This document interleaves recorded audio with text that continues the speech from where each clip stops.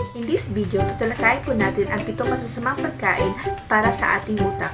Alam naman natin na ang ating utak ay isa sa pinakamahalagang organ ng ating body at ito ay responsibilidad na pag-beat ng ating heart, pag-beat ng ating lungs, and all the systems in your body functioning. That's why it is essential to keep your brain working in an optimal condition with a healthy diet. Some foods have negative effects on the brain, impact your memory and mood, and increasing your risk of dementia. Estimates predict that dementia will affect more than 65 million people worldwide by 2030. Luckily, you can help reduce your risk of the disease by cutting certain foods out of your diet. So kung gusto niyo po malaman anong yung 7 pagkain na dapat natin iwasan, please watch this.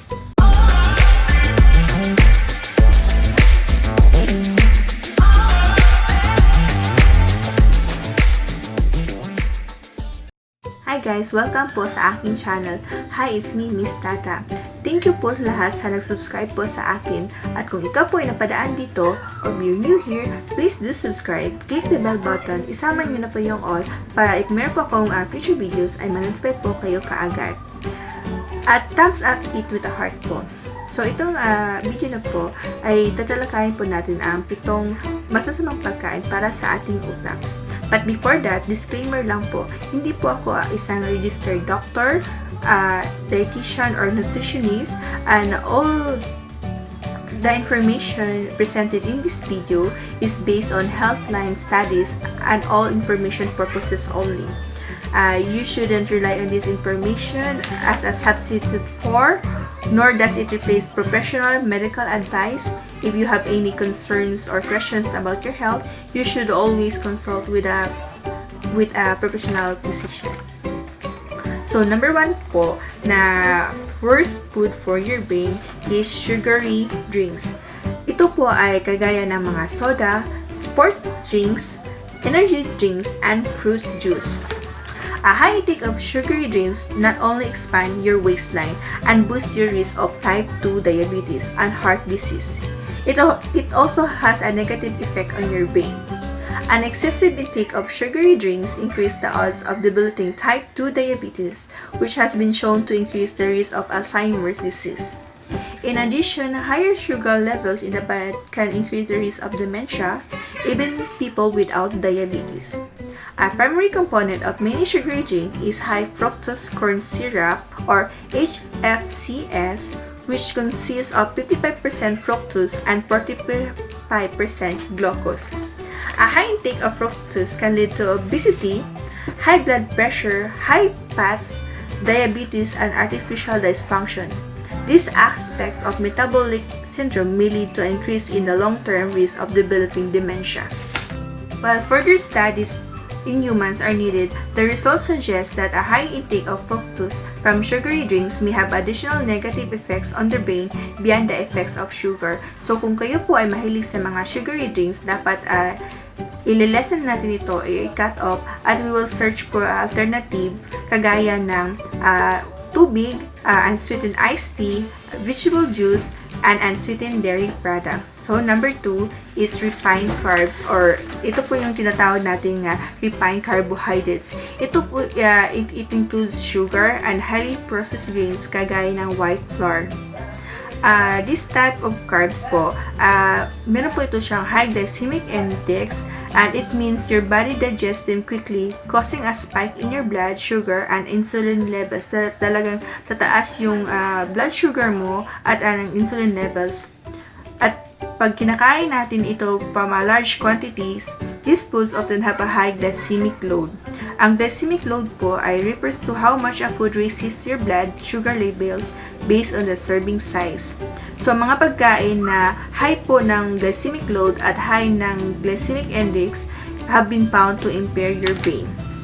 So, ang mga researchers po have shown that a single meal nga kung meron siya mataas na glycemic load can impair memory in both children and adults. So, that's why we have to cut our carbs intake.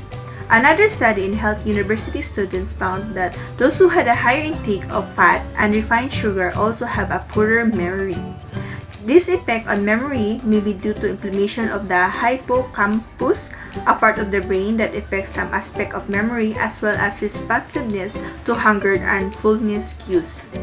Inflammation is recognized as a risk factor for degenerative disease of the brain, including Alzheimer's disease and dementia. So, carbohydrates may have other effects on the brain too. For example, one study found that children aged 6 to 7 who consume diets high in refined carbs also scored low or non-verbal intelligence.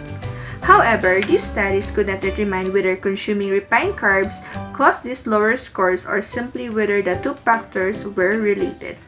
So, healthy, lower glycemic index carbs include foods sa dapat natin kakainin ay sample vegetables, mga prutas, legumes, and whole grains. So, we will go to our number 3. So, but before that, i-greet po natin or i-shoutout po natin si Ma'am Georgie Albeso, yung classmate ko na si Johanna K. Rocamora Zamoras, as si Ma'am Yen Gwen Serolf. Hi ma'am, thank you po sa inyong support at sa pag-subscribe. So, ito po yung number 3 na pagkain na masasama sa ating utak. So, ito ay foods high in trans fats. Trans fats are a type of unsaturated fat that can have a detrimental effect on brain health. While ang mga natural trans fat po na makikita natin sa animal products kagaya ng meat and dairy, ito po ay hindi ito major concerns. Pero yung mga industrial produced trans fats, also known as hydrogenated vegetable oils, yun po ang problema na meron pong trans fat. And ito po mga artificial na trans fats ay makikita po natin kagaya ng mga shortening, margarine, frosting, snacks foods, ready-made cakes, and prepackaged cookies. Studies have found that when people consume higher amounts of trans fats, they tend to have an increase of Alzheimer's disease, poorer memory, lower brain volume, and cognitive decline. Nonetheless, trans fats should be avoided. They have a negative effect on many other aspects of health, including na po yung heart health and inflammation. The evidence on saturated fat is mixed. 3 observational studies have found a positive association between saturated fat intake and the risk of Alzheimer's disease, whereas a 4th study showed the opposite effect. Thus, it may be the relative ratio of fat in a diet are important factor, not just the type of fat itself. So, to avoid these trans fats, meron po tayong mga healthy fats na pwede natin intake kagaya ng diets high in omega-3 fatty acids. Makikita natin yan sa mga fish kagaya ng mga salmons, have been found to help protect against cognitive decline. Omega-3s increase the secretion of anti-inflammatory compounds in the brain and can have a protective effect, especially in older adults. You can increase the amount of omega-3 fats in your diet by eating food like fish, chia seeds, flax seeds, and walnuts. Number 4, highly processed foods. Ang highly processed foods po ay mataas sa sugar, added fats, and salt. At itong mga pagkain po natin na nabibili po natin sa grocery store ay meron po siyang contain na high processed food kagaya ng chips, sweets, microwave popcorn, instant noodles, store-bought sauces, and ready-made meals. At itong mga pagkain ito ay usually high in calories pero low naman po sa mga nutritions. Ito po mga kagaya na ito ay makakos ng weight gain which can have a negative effect on your brain health. A study in 243 people found increased fat around the organs or visceral fat is associated with brain tissue damage. Another study in 130 people found there's a measurable decrease in brain tissue even in the early stage of metabolic syndrome. A study included 50 people found that a diet high in unhealthy ingredients resulted in lower levels of sugar metabolism in the brain and a decrease in brain tissue. These factors are thought to be markers for Alzheimer's disease. Another study including 18,000 80 people found that a diet high in fried foods and processed meat is associated with lower scores in learning and memory. The blood-brain barrier is a membrane between the brain and blood supply for the rest of the body. It helps protect the brain of preventing some substance from entering. On the ways processed foods may negatively impact the brain is by reducing the production of a molecule called brain-derived neurotrophic factor or BDNF. This molecule is found in various parts of the brain, including the hippocampus, and is important for long-term memory learning and the growth of new neurons. Therefore, any reduction can have negative impacts on this function. Pwede natin i-avoid yung high processed foods by mostly eating po mga fresh na pagkain, kagaya ng mga whole foods such as vegetables, mga prutas, nuts, seeds, legumes, meat and fish. Additionally, a Mediterranean-style diet has been shown to protect against cognitive decline. Number 5 is aspartame. Ito po isang artificial sweetener na ginagamit po ng mga sugar-free products na akala natin is zero-free sugar, pero actually ito po ay meron pong negative effect ng ating brain pag kinukonsume natin. So, people often choose to use it when trying to lose weight or avoid sugar when they have diabetes. It is also found in many commercial products not specifically targeted at people with diabetes. However, this widely used sweetener has also been linked to behavioral and cognitive problems, though the research has been controversial. Aspartame is made of phenylalanine, methanol, and aspartic acid. Phenylalanine can cross the blood-brain barrier and might disrupt the production of neurotransmitters. Additionally, aspartame is a chemical stressor and may increase the brain's vulnerability to oxidative stress. Some scientists have suggested these factors may cause negative effects on learning and emotions, which have been observed when aspartame is consumed in excess. By the end of the study, they were more irritable, had a high rate of depression, and performed worse on mental tests. Despite these findings, aspartame is still considered to be a safe sweetener overall if people consume it about 18 to 23 milligram per pound or 40 to 50 milligram per kilogram of body weight per day or less.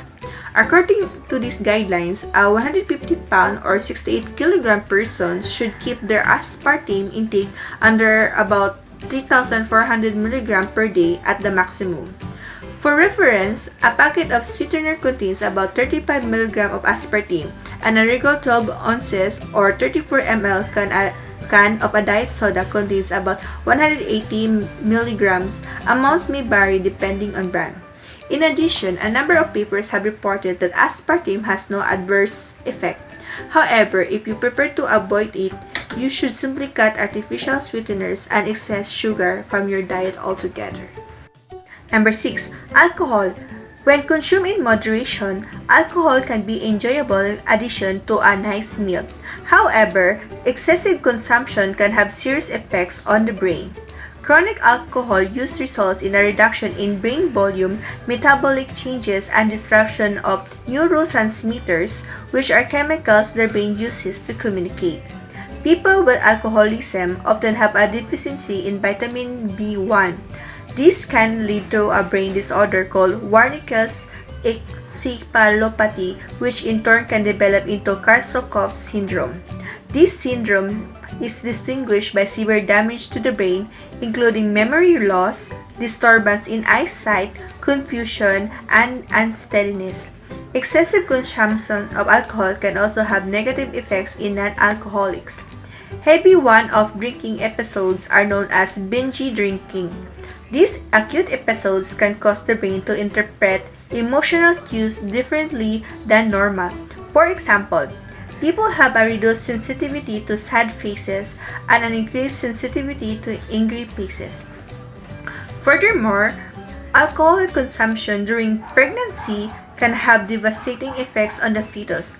Given that its brain is still developing, the toxic effect of alcohol can result in developmental disorders like fetal alcohol syndrome. The effect of alcohol abuse in teenagers can also be particularly damaging, as the brain is still developing. Teenagers who drink alcohol have abnormalities in brain structure, function, and behavior compared to those who don't.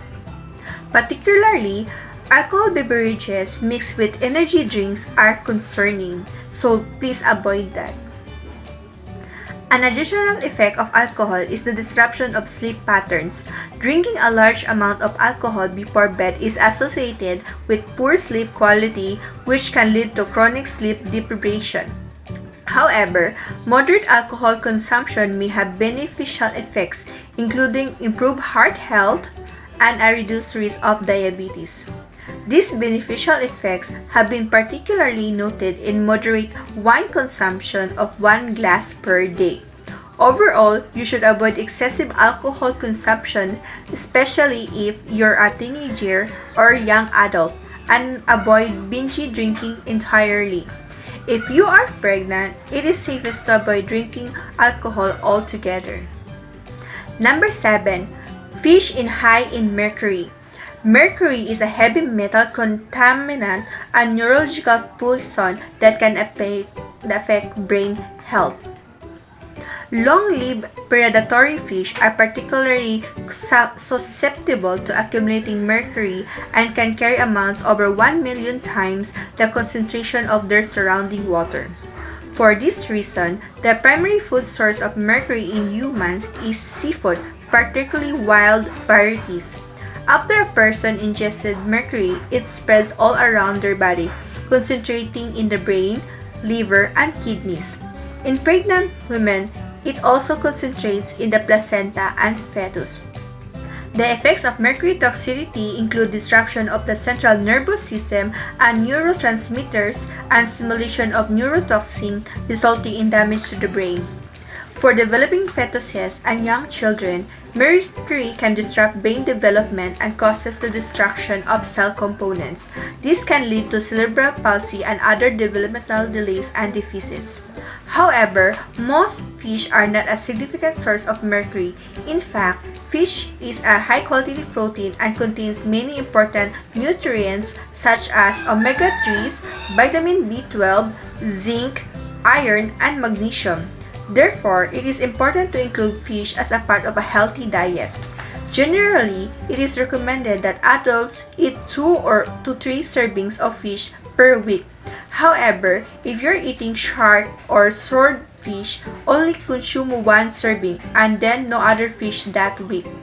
Pregnant women and children should avoid or limit high mercury fish, including shark, swordfish, tuna, orange, roughy, king mackerel, and tilefish.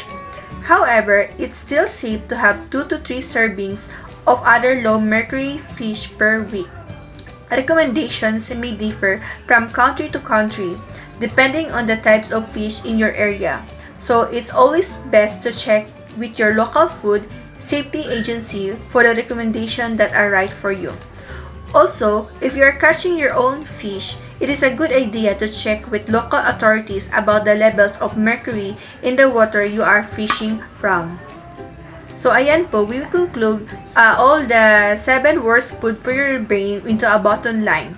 So, the bottom line is your diet definitely has a big impact on your brain health. Inflammatory diet patterns that are high in sugar, refined carbs, unhealthy fats, and processed foods can contribute to impaired memory and learning, as well as increase your risk of disease such as Alzheimer's disease and dementia. Several other substances in food are dangerous to your brain too. However, this doesn't mean you must avoid all these foods completely. In fact, some foods like alcohol and fish also have benefits. One of the best things you can do for your brain is follow a diet rich in healthy, fresh, whole foods. So, yun po ang mga 7 masasamang pagkain para sa ating utak na ating didiscuss ngayon. Number 1 is sugary drinks. Number 2 is refined carbohydrates. Number 3 is food high in trans fat. Number 4 is highly processed food. Number 5 is aspartame. Number 6 is alcohol. And number 7 is fish high in mercury. Hindi naman ibig sabihin na i-avoid na natin ang mga pagkain ito completely, but we can consume it in moderation. At sa mga pagkain na sinasample ko, meron din ito mga healthy benefits kagaya ng alcohol at fish. Isang bagay lang ang i-recommend ko para sa ikapabuti ng brain nyo is to follow a diet rich in healthy, fresh, whole foods. I hope po meron po kayo natutunan in this video. Don't forget po to subscribe, like, thumbs up with a heart, share it with your friends and families in your homies. At kung meron po kayong questions, suggestion, or comment, please put it down below para ma-entertain or maisagot ko kaagad. So, stay healthy and beautiful. Peace, thumbs up with the heart, and thanks for watching. Bye!